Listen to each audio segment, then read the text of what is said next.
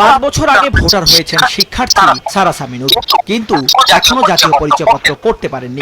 কারণ এটা করতে ছবি দরকার হয়, আর পর্দান্নশীল এই নারী ছবি তুলতে রাজি নন। জাতীয় পরিচয়পত্র না থাকায় কোনো নাগরিক সুবিধা পাচ্ছেন না তিনি। তাই ছবি ছাড়া শুধু আঙুলের ছাপ দিয়ে জাতীয় পরিচয়পত্র তৈরির দাবিতে রাস্তায় নেমেছেন। অবিলম্বে মুখের ছবি ছাড়া ফিঙ্গারপ্রিন্টের মাধ্যমে এনআইডি কার্ড চাই। মহিলা কর্মী দ্বারা ফিঙ্গারপ্রিন্টের ব্যবস্থা বাধ্যতামূলক চাই। সকালে রাজধানীর আগারগাঁওয়ে নির্বাচন কমিশনের অফিস নির্বাচন ভবনের সামনে একই দাবিতে বিক্ষোভ সমাবেশ করেন মহিলা আঞ্জুমানের আরো কয়েকজন নারী সদস্য। এ সময় স্লোগানে তাদের বিভিন্ন দাবি দেওয়ার কথা তুলে ধরেন। পৈতৃক সম্পত্তির অধিকার, স্বামীর সম্পত্তির অধিকার এবং আমাদের বাচ্চাদের স্কুল কলেজে ভর্তির অধিকার, সেটাই তো পর্দানশীল নারীরা পাচ্ছে না। আমি কেন একটা পুরুষকে আমার মুখ দেখাবো যেটা কিনা আমার পর্দার অন্তর্ভুক্ত?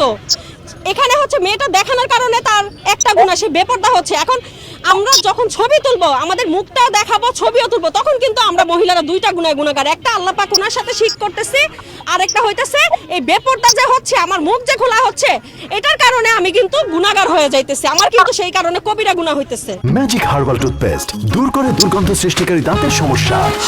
ইয়েস, দেখাও তোমার ম্যাজিক। সমাবেশ থেকে মহিলা আঞ্জুমানের আহ্বায়ক অভিযোগ করে বলেন, গত 16 বছর ধরে শুধুমাত্র ছবির অজুহাতে পর্দান্নশীল নারীদের পরিচয়পত্র আটকে রাখা হয়েছে, যা এক ধরনের মানবতা বিরোধী অপরাধ। আগামী এক সপ্তাহের মধ্যে দাবি আদায় না হলে দেশব্যাপী কঠোর আন্দোলনের হুঁশিয়ারি দেন তিনি। বিগত 16 বছর যাবৎ যে সমস্ত সাবেক ইসি কর্মকর্তা পর্দানশীল নারীদের মানবাধিকার হরণ করেছে, তাদের বিচারের আওতায় আনা। 2, পর্দানশীল নারীদের ধর্মীয় ও প্রাইভেসি অধিকার অক্ষুণ্ণ রেখেই অবিলম্বে এনআইডি প্রদান করা। 3, পর্দানশীল নারীদের ফিঙ্গারপ্রিন্ট নেওয়ার জন্য মহিলা অফিস সহকারী বাধ্যতামূলক করা।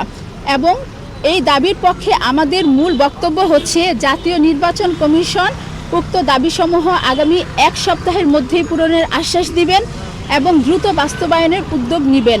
অন্যথায় দেশব্যাপী ধর্মপ্রাণ মুসলমান মহিলারা পর্দানশীল নারীদের পক্ষে আন্দোলনে নামবে ইনশাআল্লাহ।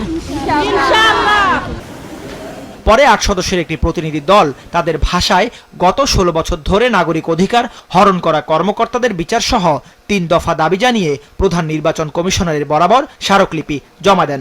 স্মারকলিপি জমা দিয়েছি এবং তিনি আমাদের এই স্মারকলিপিটা চিফ ইলেকশন কমিশনার ওনার কাছে পৌঁছে দিবেন বলেছেন, এবং ওনারা আমাদের বিষয়টা বিশেষ গুরুত্বের সাথে ওনাদের যে মিটিং আছে সেখানে ওনারা উপস্থাপন করবেন, যেন পর্দানশীল নারীদেরকে একটা বিশেষ ব্যবস্থা দেওয়া হয়, সেই বিষয়ে ওনারা আলোচনা করবেন।